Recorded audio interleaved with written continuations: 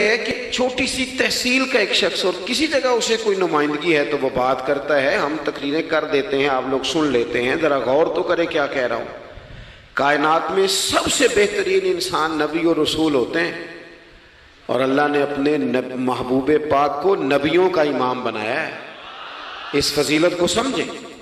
یہاں نا جو لوگ لاڈلا کہلاتا ہے نا کوئی بندہ کہ میں لاڈلا ہوں، ویسے یہاں لاڈلے بدلتے رہتے ہیں، کبھی کوئی لاڈلا ہوتا ہے کبھی کوئی لاڈلا ہوتا ہے، ویسے یہاں لاڈلے بدلتے ہیں، لیکن جو لاڈلا ہوتا ہے نا وہ بتاتا بھی ہے کہ میں لاڈلا ہوں۔ اور کسی کا بھی کوئی لاڈلا ہو جائے تو وہ ناز نخرے دکھاتا ہے، رسول کریم اور رب کے لاڈلے محبوب ہیں۔ لیکن جو بات میں نے آپ کی خدمت میں عرض کرنی ہے آپ اس پر توجہ کریں گے۔ حضور امام الانبیاء ہیں، اللہ کے محبوب ہیں، نبی پاک علیہ السلام کا پتھروں نے کلمہ پڑھا ہے، چاند حضور کے اشارے پر ڈوبتے ہوئے واپس لوٹ آیا ہے، سورج ڈوبتے ہوئے آ گیا ہے، چاند کے 2 ٹکڑے ہوئے ہیں، یہ ساری حضور کی شانیں۔ اللہ نے اپنے محبوب کو معراج عطا فرمائی ہے۔ لیکن ملت کے جوانوں، آپ کو پتہ ہے ہمارے نبی پاک کا سب سے پہلا تعارف کیا ہے؟ حضور کا سب سے پہلا تعارف یہ ہے کہ یہ صادق اور امین ہے، یہ سچ بولتے ہیں۔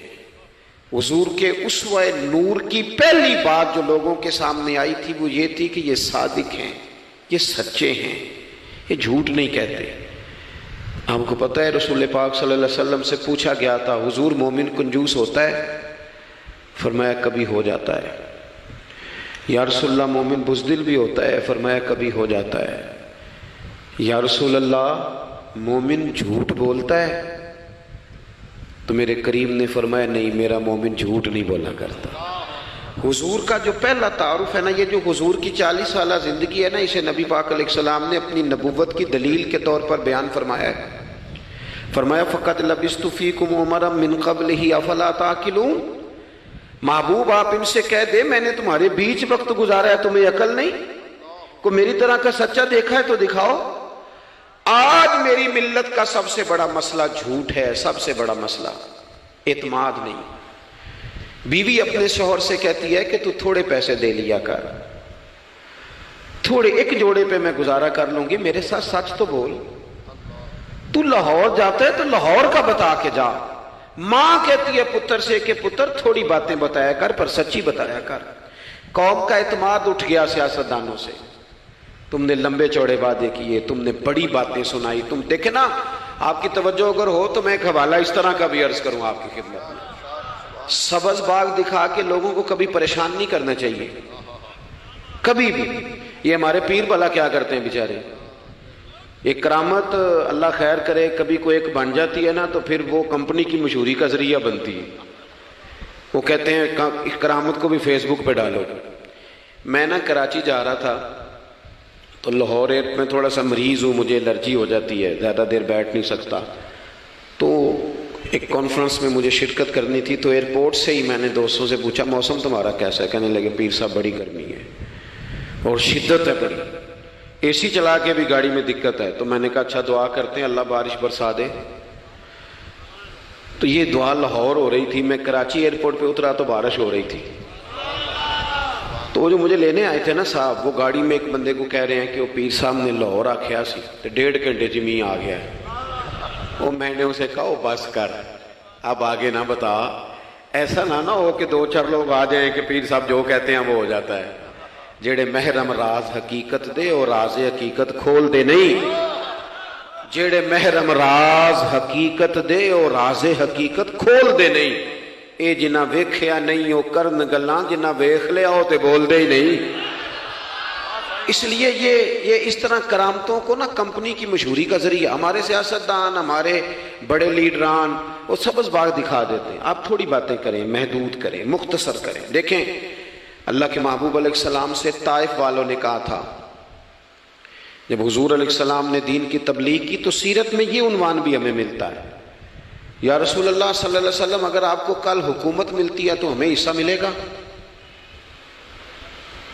عرب کے لوگوں کا مزاج تھا نا، انہوں نے حضور سے کہا اگر کل کلاں حکومت ملتی ہے تو ہم شریک ہوں گے؟ تو حضور مسکرائے اور میرے نبی پاک کو حکومت ملنے کا پاک کتنا زیادہ تھا کہ مکے سے ہجرت کر رہے ہیں، مدینہ شریف ابھی پہنچے نہیں، رستے میں سراقہ بن مالک سے کہہ رہے ہیں کسرا کے کنگن آئیں گے، یعنی حضور بتا رہے ہیں کہ سپر پاور بھی ساری یہاں آ جائے گی۔ حضور تو خندق والے دن ایک ہتھوڑا مارتے تھے تو فرماتے تھے روم فتح ہو گیا، دوسرا مارتے تھے تو کہتے تھے ایران فتح ہو گیا۔ یہ بخاری میں چیزیں آپ کو ملیں گی۔ حضور کو کامل یقین تھا کہ اذا جاء نصر اللہ والفتح، کامل یقین تھا کہ ان فتحنا لک فتحا مبینا، یہ ہوگا سارا کچھ۔ لیکن انہوں نے جب کہا نا ہمیں حصہ ملے گا تو حضور مسکرائے، فرمایا تم کہتے ہو حکومت تمہیں ملے گی، فرمایا بھائی سنو، حکومت اسے ملتی ہے جسے اللہ عطا کرتا ہے۔ بات ختم کر دی۔ سچ بولیں، زندگی میں سچی بات کریں۔ اللہ کے رسول صلی اللہ علیہ وسلم نے ہمیں پہلا سبق سچ کا دیا، اسے سادی تقریر نہ سمجھنا، یہ عنوان دین ہے۔ اپنی زندگی سے جھوٹ کو نکال دیں۔ آپ جو تھوڑی باتیں کر لیں پر جو کہیں اس پر کھڑا ہونا سیکھیں، اپنی زندگی کے اندر استقامت کا نور لائیں۔ جوانوں، کبھی بھی جھوٹ کی بنیاد پر رشتے نہ قائم کرنا۔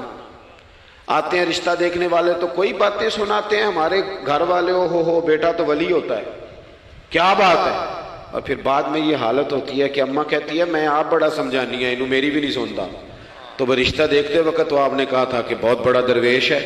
آپ اور بچی والے بھی کچھ ایسے کام کرتے ہیں، رشتہ کرانے والے سے کہتے ہیں ہم نے کار بھی دینی ہے۔ کیوں آپ نے لالچ پیدا کیا؟ کیوں پہلے آپ نے خرابیاں کی؟ اپنی زندگی میں سچ بولیں، سچی بات کریں، کبھی بھی کوئی ایسا کام نہ کریں جس سے کہ لوگوں کی طبیعت ایسی ہو کہ لوگ سمجھیں کہ یہ لوگ تو غلط بیانی کے عادی ہیں۔ دیکھیں بخاری میں موجود ہے، سیرت کی تمام کتابوں میں الفاظ کے اختلاف کے ساتھ یہ اپنی اصل کے ساتھ یہ چیز ہر جگہ موجود ہے۔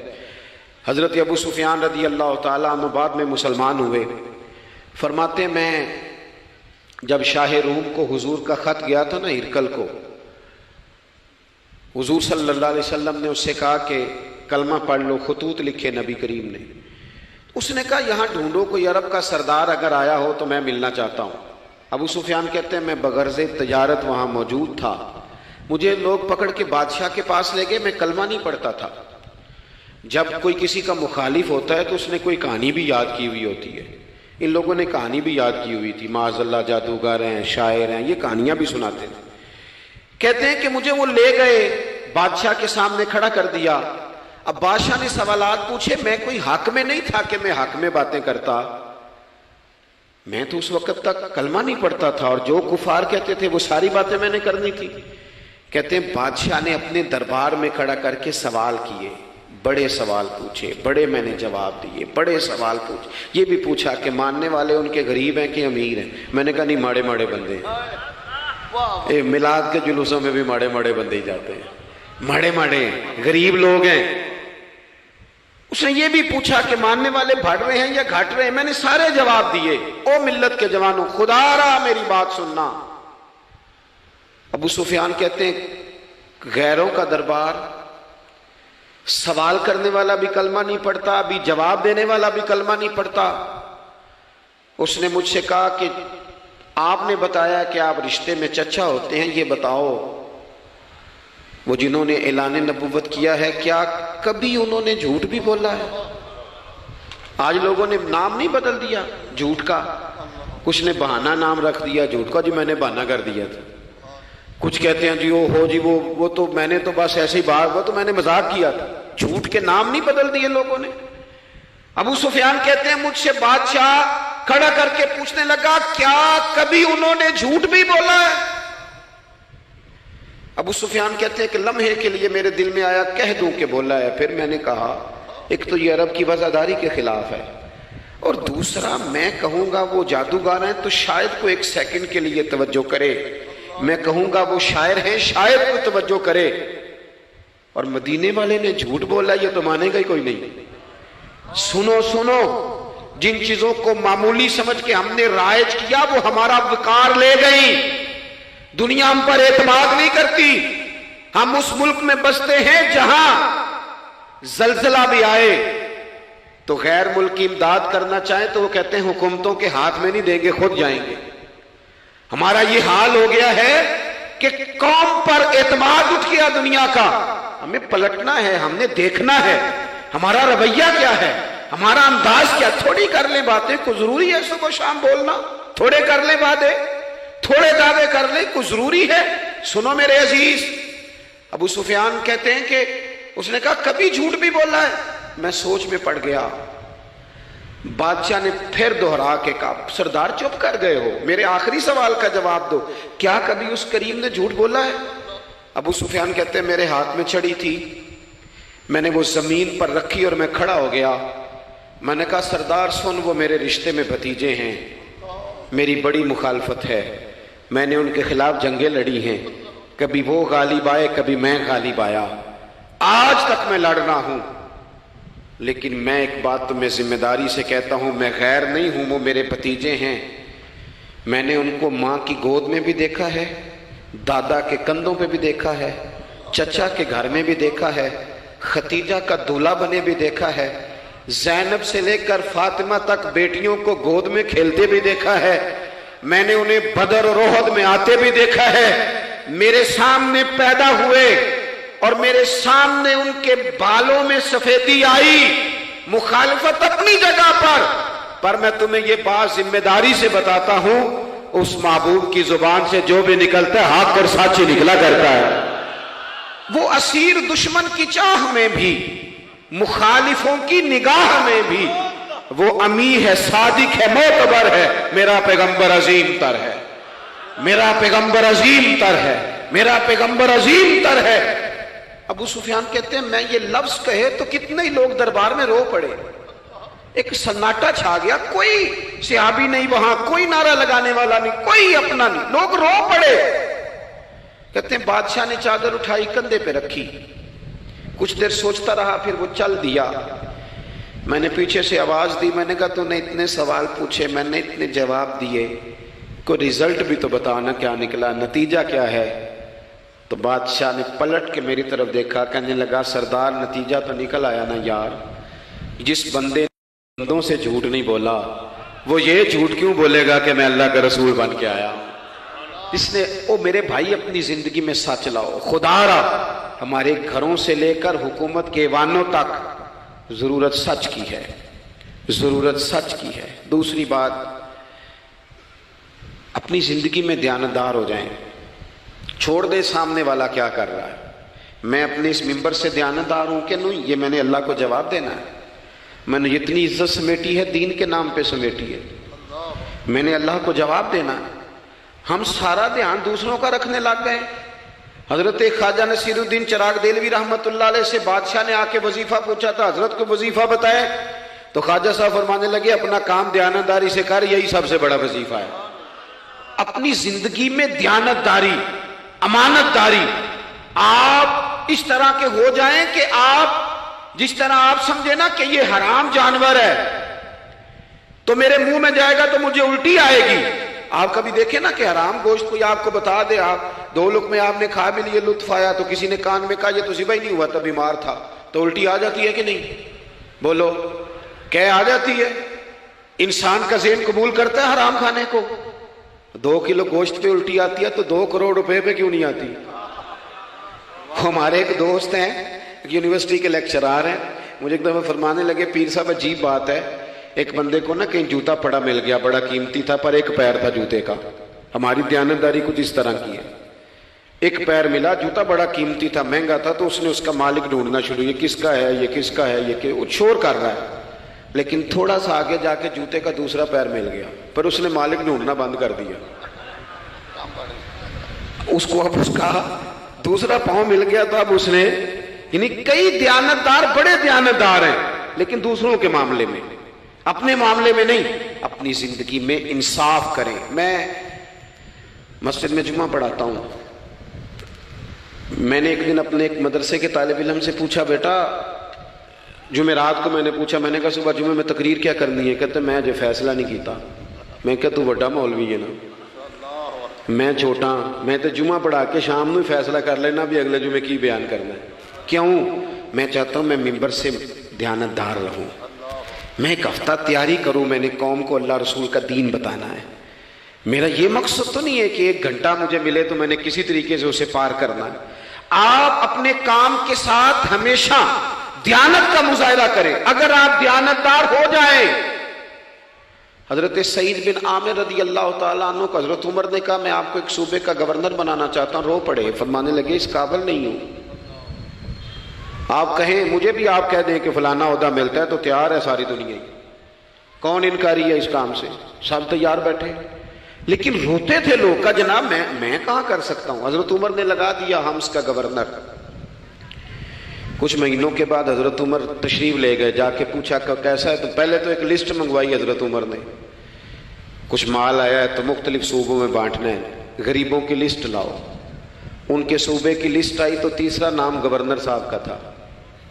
وہ کہا تمہارا گورنر مسکینوں غریبوں میں؟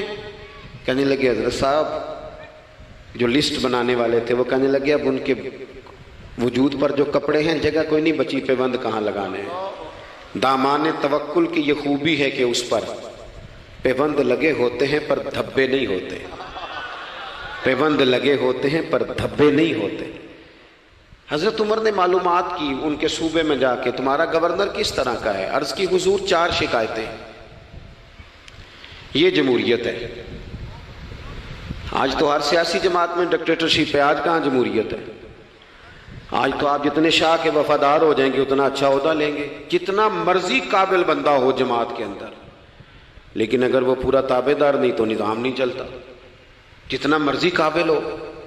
حضرت سعید بن عامر رضی اللہ تعالیٰ عنہ 4 شکایتیں, عام آدمی شکایتیں کر رہے ہیں. حضرت عمر نے کہا کون کون سی؟ انہوں نے کہا جی پہلی شکایت یہ ہے کہ ہمارے گورنر, توجہ ہے میرے بھائیوں کی, انہوں نے کہا جی پہلی شکایت یہ ہے کہ گورنر صاحب صرف دن کو ملتے ہیں, انہیں رات کو بھی لوگوں سے ملنا چاہیے.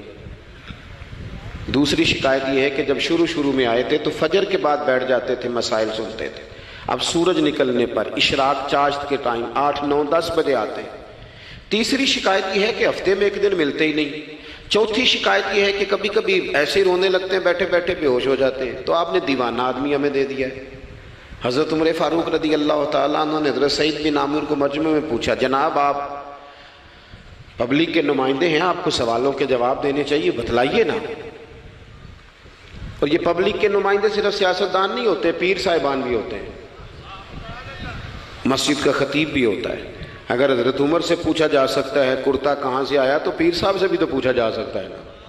ان کو بھی جواب دینا چاہیے, ان کو بھی بتانا چاہیے, اس لیے کہ وہی تو دعویٰ کر رہے ہیں فقر بتانے کا. تو حضرت عمر نے 4 سوال کہا, سعید آپ کے ذمے 4 سوالوں کے جواب ہیں. تو حضرت سعید بن عامر نے گردن جھکائی, کہنے لگے پہلے ہی کہا تھا میں گورنری کے قابل نہیں. فرمایا اب تو بن گئے ہونا, جواب تو دینا ہے, حضور بتلائیے. فرمایا پہلا سوال آپ سے یہ ہے کہ یار لوگ کہتے ہیں رات کو کام پڑ جاتا ہے اور آپ ملتے نہیں. تو حضرت سعید بن عامر نے اپنی داڑھی پکڑ لی, عرض کی حضور یہ ساری سفید ہو گئی ہے, بڑھاپا ہے. دن مخلوق کے لیے رکھا ہے, رات اپنے رب کے لیے رکھی ہوئی ہے.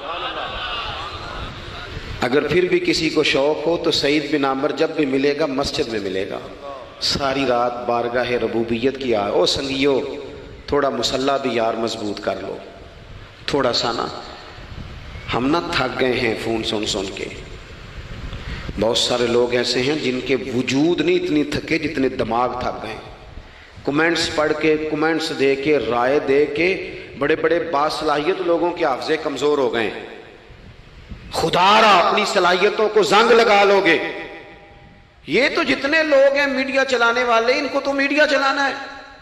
اور اب تو پتہ نہیں کتنے چینل اور کتنے لوگ اور سوشل میڈیا پہ کتنے, اور ادھر کتنے تو ادھر کتنے. خدا را کچھ وقت اگر مسلح پہ ملے تو آپ یقین کریں روح تازہ ہو جاتی ہے.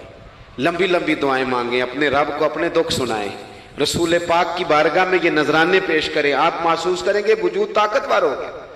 حضرت سعید بن عامر کہنے لگے رات مسلح پہ گزارتا ہوں. دوسرا سوال آپ سے یہ کرنا تھا کہ یہ لوگ کہتے ہیں کہ آپ پہلے فجر میں آ جاتے تھے, اب اشراق چاشت کے بعد 9-10 بجے نکلتے ہیں. تو حضرت سعید بن عامر نے گردن جھکائی, کہا یہ میرا راز تھا, میری پرائیویٹ بات تھی. کہا جناب اب تو لوگوں کا سوال ہے. تو آپ فرمانے لگے میرے گھر میں خادم کوئی نہیں, غریب آدمی ہوں, بیوی بیمار ہو گئی ہے، 35 سال اس وفادار عورت نے میری ڈیوٹی کی ہے، بیماری میں چھوڑ دوں تو وفاداری تو نہیں نا۔ سویرے اٹھتا ہوں، گھر کا کام کرتا ہوں، پھر بیوی کے لیے ناشتہ بناتا ہوں، اسے کھانا کھلاتا ہوں، تیاری کرتے آتے دیر ہو جاتی ہے۔ دوسرے سوال پر لوگ رو پڑے، کہا تیسرا اعتراض آپ پہ یہ ہے کہ ہفتے میں ایک دن ملتے نہیں، تو حضرت سعید بن عامر کہنے لگے میں نے کہا تھا میرا پردہ نہ کھولا جائے، میں بڑا راضی ہوں رب کی عطاؤں پہ، میں کیوں کسی کے سامنے اپنا دکھ بیان کروں؟ گردن کو جھکا دیتا ہے خیرات کا پتھر، جہاں میں مانگنے والوں کے سر کبھی اونچے نہیں ہوتے، اور غیرت ہے بڑی چیز جہاں نے تگ و دو میں پہناتی ہے یہ فقر کو تاج سردارا۔ آپ موقع دیں جی، بڑی مہربانی، چھوڑ دیں جی، تھوڑی 1 منٹ صرف جی ہمیں دیں، بولے نہیں پیار سے جی، ناراض نہیں ہونا، آپ ہمیں موقع دیں۔ بات بھی اب تقریباً قریب ہونے کے قریب آئی۔ کہا حضرت سیدنا سعید بن عامر رضی اللہ تعالیٰ عنہ نے فرمانے لگے میں نے کہا تھا یہ میرا پردہ ہے، یہ نہ سنایا کریں آپ دکھ لوگوں کو، یہ غریب کہتے ہیں میں کسی امیر کے ساتھ لگ جاؤں گا تو کچھ بھی نہیں بنتا، چھوڑ دیں آپ، دکھڑے رب رسول کو سناؤ، خیرات بھی ملے گی اور عزت بھی ملے گی، وہ دیں گے اور کسی کو بتائیں گے بھی نہیں۔ حضرت سعید بن عامر رضی اللہ تعالیٰ عنہ سے تیسرا سوال ہوا، کہا جناب آپ ہفتے میں ایک دن ملتے نہیں، تو فرمانے لگے میرا راز تھا پر بتا دیتا ہوں، جوڑا ایک ہی ہے میرے پاس، ہفتے میں ایک دن دھو لیتا ہوں، پھر بیوی کے کپڑے پہن کے سارا دن بیٹھا رہتا ہوں، اگر دوسرا جوڑا ہو تو یہ کام نہ کروں۔ حضرت عمر رو پڑے، کہا جلدی سے چوتھے سوال کا جواب بھی دے، کبھی کبھی روتے ہو تو بے ہوش ہو جاتے ہو۔ وہ پھر رو پڑے، عرض کرنے لگے حضور 40 سال کی عمر میں کلمہ پڑھا، میرے سامنے حضرت خبیب کو پھانسی دی گئی مکے میں، جب وہ اپنی پچھلی غلطیاں یاد آتی ہیں تو پھر رو پڑتا ہوں، یاد ماضی عذاب ہے یا رب، میں تکلیف میں آ جاتا ہوں، سوچتا ہوں اگر اللہ نے سوال کیا تو کیسے جواب دوں گا، اس لیے برداشت نہیں ہوتا تو رو پڑتا ہوں۔ چاروں سوالوں کے جواب دیے تو حضرت سعید بن عامر کہنے لگے اب آپ نے مجھ سے سوالوں کے جواب تو لے لیے، اب میری سزا کا بھی تو اعلان کرے نا، بتائیں نا۔ تو حضرت عمر نے ہاتھ اٹھائے اور کیا لفظ کہے، کہے اللہ میرے نبی کی امت کو اس طرح کے کچھ اور لوگ بھی عطا فرما، کچھ اپنی زندگی میں دیانتدار ہو جائیں۔ تیسری بات آپ کی خدمت میں عرض کرنی ہے، رسول پاک صلی اللہ تعالیٰ علیہ وسلم نے نا ہمیں خالص کیا ہے، حضور کا سارا دین اخلاص کا درس دیتا ہے۔ یہ جو ریاکاری ہوتی ہے نا، نوجوانوں میری بات پہ غور کرنا، یہ جو ریاکاری ہوتی ہے نا، یہ بنیادی طور پر اداکاری ہوتی ہے۔